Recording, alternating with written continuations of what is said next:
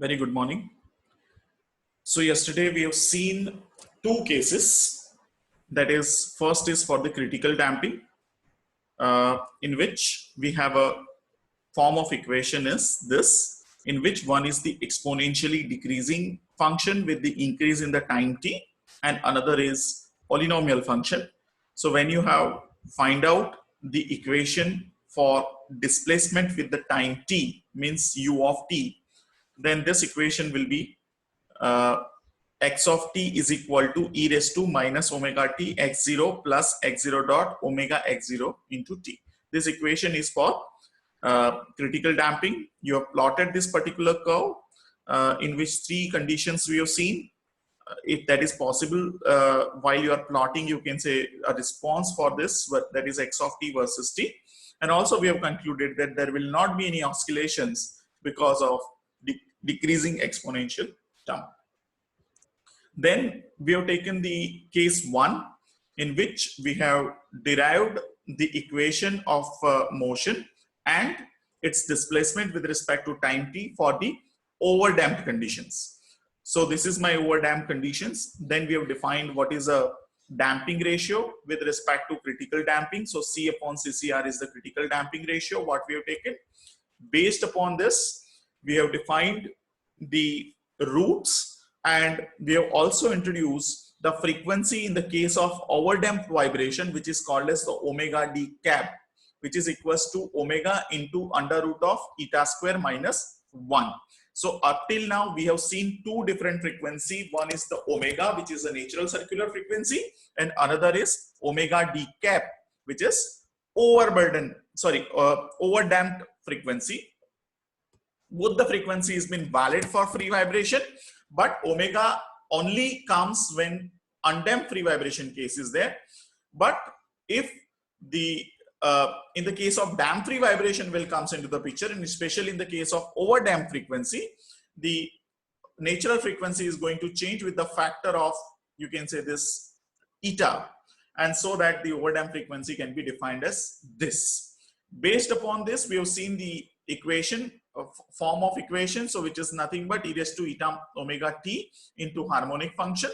Again, it is having a two different functions. We have find out, you can see the a and b constants, and once you put it, this formula will come. Again, because of the eta is greater than 1, in this exponentially decreasing function is a dominating function out of this harmonic as well as the exponentially decreasing function, and so that again the forms of the graph is same as what we have seen in the case number 2, and the oscillation will not going to happen. So now today let us see the case number 3, which is for underdamped free vibration case. We have already seen in this case the roots are complex conjugate, and for this particular condition, to satisfy this particular condition, we have said the C square should be less than 4 mk. So if you put this equation into this particular formula where this value is less than 0, right? So if it is a less than 0, in such cases the minus sign will come and under root of minus 1 will come out, so which will give you the I. And here I am going to also replace in a same way that C value with the CC eta into CCR, as we have done in this case. You can see this, what we have done in this case, same way I am doing it. So if you see here the formula from C upon 2m, we have put eta into CCR by 2m, right? So this formula is coming eta omega plus or minus omega eta square minus 1. Here if you solve this, then this formula will come minus eta omega plus or minus I omega 1 minus eta square, right? Just I need to replace C with the eta into CCR and C square by 4m square with help of, you can see, the omega square value. There's two formula we have seen last time, exactly the same procedure you need to follow.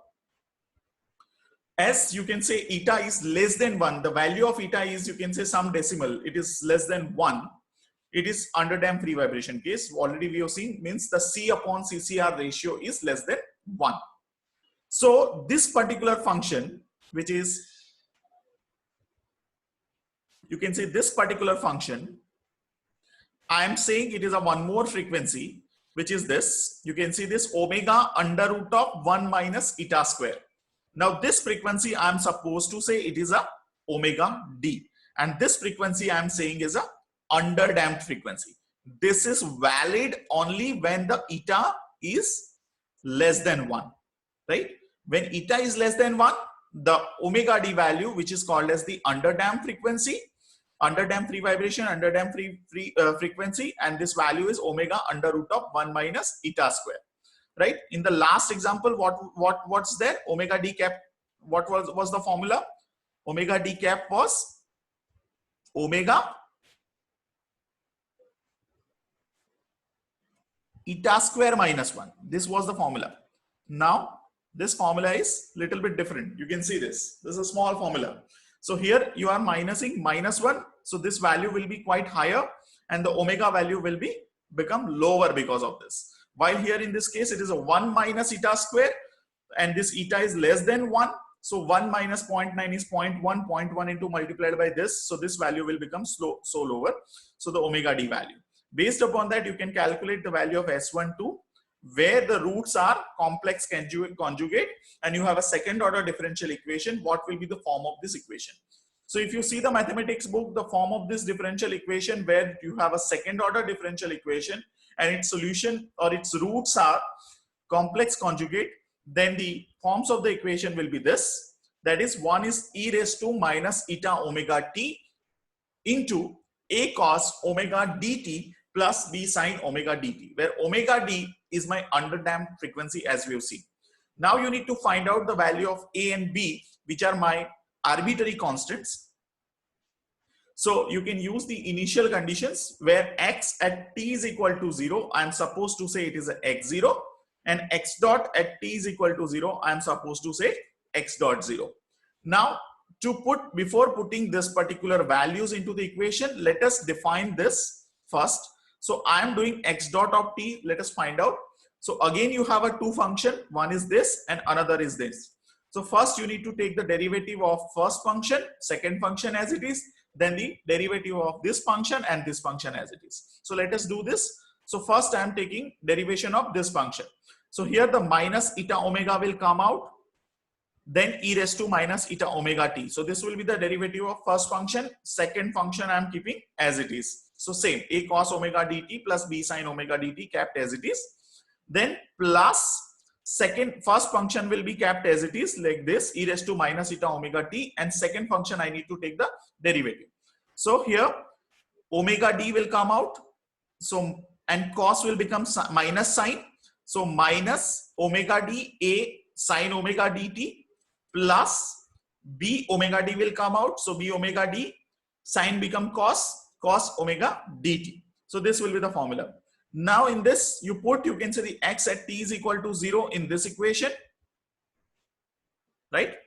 So if you put it, then e raised to 0 is 1, a cos 0 is a, and b sine 0 is 0. So the remaining is a. So value of x0 comes out to be a.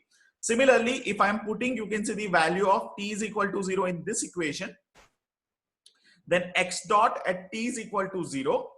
So here you put e raised to 0 is 1, e raised to 0 is 1, 1 into this minus eta w. So minus eta w will come into bracket a cos 0. Cos 0 is 1, 1 into a is a, plus b sine 0. So b sine 0 is 0. So minus eta omega into a will come. So this will come here. Then if you put it here, e raised to 0 is 1, sine 0 is 0. So this term will be 0. Cos 0 is 1. 1 into omega d b, right? So this will be the omega db. So this will come. Now this a will replace with the x0, and you need the value of b. So the b is equal to x0 dot plus eta omega x0 upon omega d. So these two values will come. So if you put the a and b into this equation, then the form of this final solution will be x of t is equal to e raised to minus eta omega t x0 cos omega dt plus value of b, which is x0 dot plus eta omega x0 upon omega d into sine omega gt. So this is what the final solution form has been coming. Now, if you want to convert this particular equation into the polar coordinates, then what I'm assuming is, however, it is stopped here. If you do it up to this, it is more than sufficient. But to do some analysis, I can actually though convert into this polar form. And if you want to convert, you can do this additional thing. Okay. Otherwise, this is additional. Okay. No need to do it further. So if you want to convert into the, you can say polar form, what I am doing is x0, I am assuming is r cos theta. And this term, which is a value of b, I am supposed to assume it is r sin theta. So if you put this value, if you take, you can see the r square cos square theta plus r square sin square theta, then this value will be coming, you can see the r, because sin square theta plus cos square theta is equal to 1. So here is the 1. So in place of 1, I'm putting the value is r into e raised to minus eta omega t, and this value, since you are putting the value here, which is cos theta, r cos theta into cos omega dt. So this value will be, and this is the sin theta, r sin theta into sin omega dt. If you put this to value here, so then this is a cos sin formula will be there. So if you see this, then this formula will convert into cos omega dt minus theta.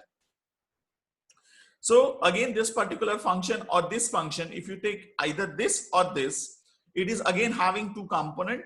Here is e raised to, it's a decreasing exponential function, and one is the harmonic function. But here the eta value is less than 1, right? So in this case, this particular value is having a predominant. However, with increasing in the value of t, it will go harmonically, but the amplitude will be decreasing because of this function. So in this, the oscillation will happen because the damping is quite less in comparison to overburden or the critical damping case. Because in the critical damping, value of eta is 1. In the over damping, value of eta is more than 1, while here the value of eta is less than 1. Hence, if you plot the response of this formula or this formula, then the response will be looking like this. So first, I need to draw the envelope for the eta. So this will be my envelope. You can see this. This is the envelope. So this is the outer body where you can draw this particular envelope. So this envelope will represents the e raised to minus eta omega t, which is this term. Okay, e raised to minus eta omega t. This term is going to represent by this term. And now I need to put this harmonic term, how this harmonic function will actually reduce. So if you see, if this value is x0, we have assumed s0 is equal to r cos theta, or you can take it from x0, and this will be like this. So if you see the amplitude, which will not crosses the envelope values. So this way, this value will come into this. So this way, slowly, this amplitude will decreases because of the value of eta, right? What is there in the equation. And if you see, if you find out the time period for two successive amplitude, which is nothing but TD, which is nothing but underdamped period of vibration, which is nothing but 2 pi by omega d, where my omega d is omega into under root of 1 minus eta square. So this will be the response of this particular underdamped free vibration case. Now let us see the applications of these three different cases. So if you see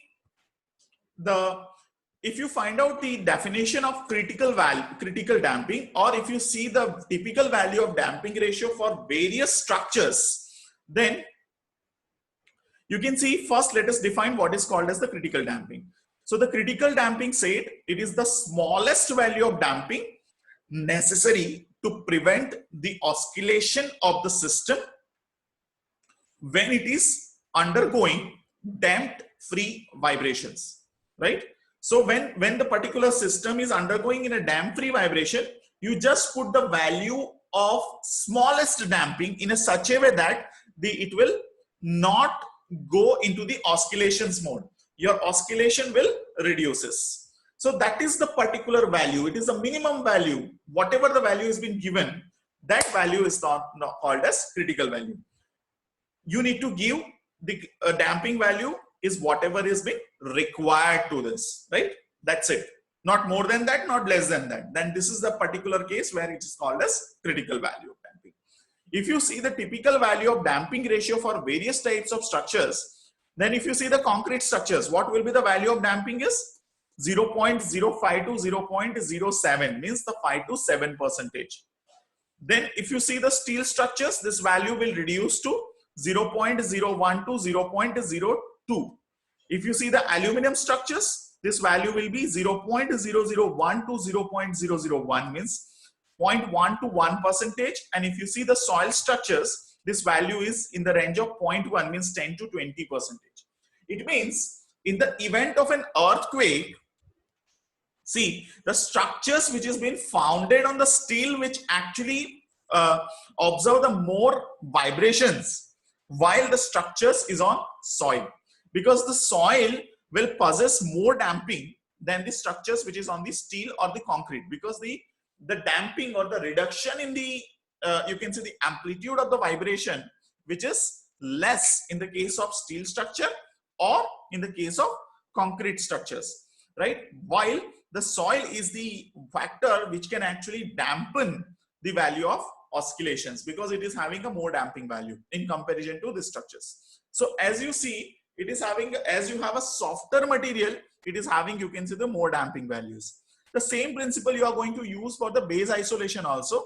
When you are actually selecting the material for the base isolator, you are also taking into the consideration this value of damping.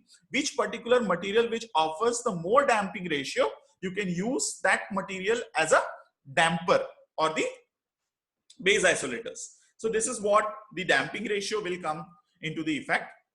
So we have seen this three cases: overdamped, critical damped, and underdamped case. Now, if I give you an example of underdamped case, if you see most of the engineering structures as a civil engineer, we are going to design, like our house, our college, whatever the engineering structures are there, which falls into the underdamped case, means it is vibrating in this way. Initially, it is having, you can see the higher kings when it is subjected to initial disturbance, and then slowly its vibration is reduces. It is moving to its natural frequency of vibrations. Like the time period is equivalent to this. So all the structures is vibrating with the time period of this. However, the amplitude is decreasing with t tends to infinity. So it may happen that the amplitude is so less you cannot actually detect without an instrument. So all the structure is continuously vibrating. Okay. So if you want to analyze the structures, probably the underdamped case, which will be more fruitful. Then what will be the case for overdamped and critical damped? So basically critical damped, I would say it is the basis. I mean, I will actually correlate this my overdamped and underdamped with the help of the critical damped, and that's why the critical damping has been actually put. It is the amount of damping which is being actually required. But if I say the overdamped, in which I am applying my damping which is more than the required force, means I am applying more or conservative value of damping. So where it is being used, for example, if you see a shock absorbers, you are driving a vehicle, your jumper, if you fall into the you can say any potholes, your vehicle should not be moving in this way, you know. I mean, once you fall into the pothole, it will come out and it will not, it should not vibrate. Otherwise, if suppose you are giving, you can say the damping value will be less. In this case, you will actually jump around on the vehicle, right? So whenever you design a shock absorber, so this value of damping you should provide, which is equivalent to your over damping value. Similarly, door dampers. So that is the same. When you are designing the door dampers, you have to apply, you can see the eta value, which will be more. And similarly, certain instruments like a galvanometer and all, which is also you can provide the more damping value. Now, if you summarize this to three damp free vibration cases, then you can take it in this way. So in this side, there is an amplitude, that is a ut versus u0, means at time t is equal to 0, I'm taking ratio, so this is a dimensionless, and versus time t. So if you see in the case of overdamped case, you can see this overdamped case, which will be this. Can you see? And this is the critical damped, and then this is finally, you can say the underdamped case. So these three cases, you can plot it in a single graph, then you can actually able to understand that how the damping ratio will affect. So this way we are stopping here. If you, I'm very happy to take few questions if you have.